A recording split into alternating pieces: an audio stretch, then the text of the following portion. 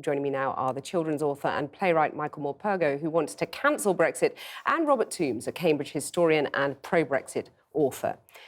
Michael Morpurgo first. When you look at all the rage and bitterness that seems to be engulfing us, has Brexit, do you think, unleashed this, or was it always there? I don't know whether it was always there, but it's certainly been unleashed by Brexit. I think we were all defined by it. I mean, I suddenly became this person called a Remainer. Well, I wasn't a Remainer. You know, I've plenty of criticisms of Europe, but I love the place. It's my home, just as Britain is my home.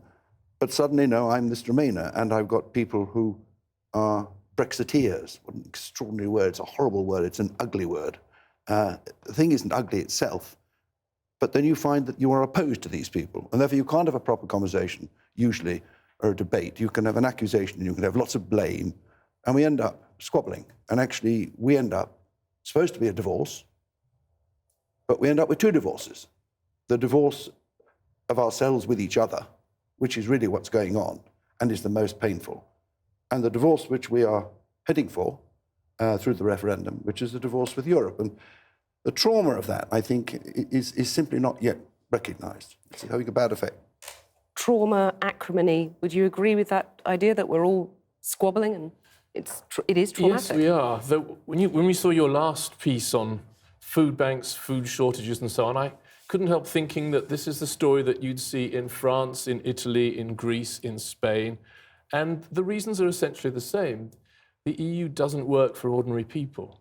And I think that's the main reason why people like me feel that we really ought to leave, not Europe. In fact, Michael and I realised before coming in here that we were both Europhiles, both Francophiles, both thought of living in France, and yet we have a quite different view because Michael thinks or identifies Europe with the EU, and I don't. I see the EU as a power structure that is doing damage and that we need to leave. You think of it as an expression of European culture, civilization, which I just don't. But you found a way to have a sort of civil conversation about it. That doesn't seem possible in the country at the moment a lot of the time, does it? No, it doesn't, and that's partly down to our political system, which is polarised between the two parties, and then within the two parties there's more polarisation. So it's all about the polars. We don't have a problem here. We have different emphasis. This is a nuanced thing. And that's the whole thing about Europe. It's not obvious. Nothing is obvious about it. I love Europe because I've grown up with it. My children have grown up with it. My family is massively European. I'm quarter Belgian myself. I'm very proud of that particular quarter, but pretty proud of the three quarters that's British as well. But, you know, I have family who have married Romanians and Croatians and French people. We feel like part of a European family. And now suddenly I'm made to think that I've got to decide whether this is my family.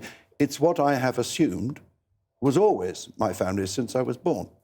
Get a historical perspective on this. I mean, we've got over worse divisions in the past. I mean, looking back centuries, we had the Civil War. Are there any lessons we can draw from that about how we put the country back together? I think there's something new here. It's very tempting to look at historical analogies, whether for alarmist or for comforting reasons. But I think one thing that is new here is that a large part of our population, and especially of the intelligentsia, people like you, people like us, feel a loyalty which is very different to that felt by many ordinary people in the country. And I don't think that's really happened before, or at least not for many centuries. I mean, you said you hated being called a Remainer, but there is a point, isn't there, that Remainers were out of touch and that, you know, the elite was out of touch. And actually, Brexit has shown us what real Britain is like. I think that's absolutely true. And that previous programme was evidence that we are a failed society. Well, part of that must be down to Europe, but part of it is down to us. And it's this business of pointing the finger at Europe for so many of our ills.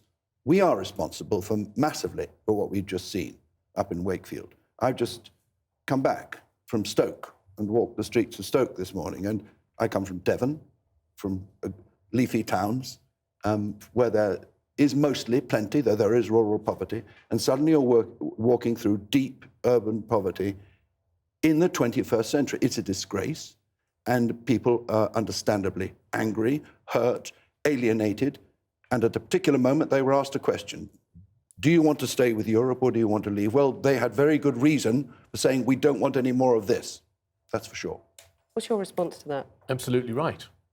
But I think those people were right, which is where we disagree. Because, as I said before, this is a European problem. It's not simply a matter of blaming the EU. It's seeing that certain structures on which the EU is based are not working. Okay, hyper-globalization, a lot of capitalism, bearing down on wages, bearing down on workers' rights. All these things have affected ordinary people a lot. Also, high food prices, the fact is. I don't dispute that at all. I do not dispute the failings of the EU at all. Here's my thing. Yes. It's the hope thing. Yes. This thing was created, was it not, for peace and prosperity originally. Those two things going arm in arm, because the one can't exist really without the other. We joined that all those years ago. We had a thing called a referendum as well at a certain point, and we committed to this family of nations. We became one of the family of nations. I just haven't given up hope, and it seems to me the best way to deal with this is to stay in Europe, argue our case. We are still a significant player in Europe, and we could use our influence. That's what I feel we should do. We're not miles apart on this. I mean, Michael's still hopeful, but one side is going to lose over this. There is going to be half the country bitterly disappointed. Well, I'm hopeful about the family of European nations. I'm just not hopeful about the EU. Yes. But where does this end in terms of, the half the country being disappointed? And we don't know which half that is yet. It won't surprise you if I say that I think we need to leave because that's what people voted for. I believe we shall find that this is not a great disaster. It will not mean the end of the world economically. It will not mean breaking our ties with our European friends. And I think then people will feel that it's not such a dreadful thing after all.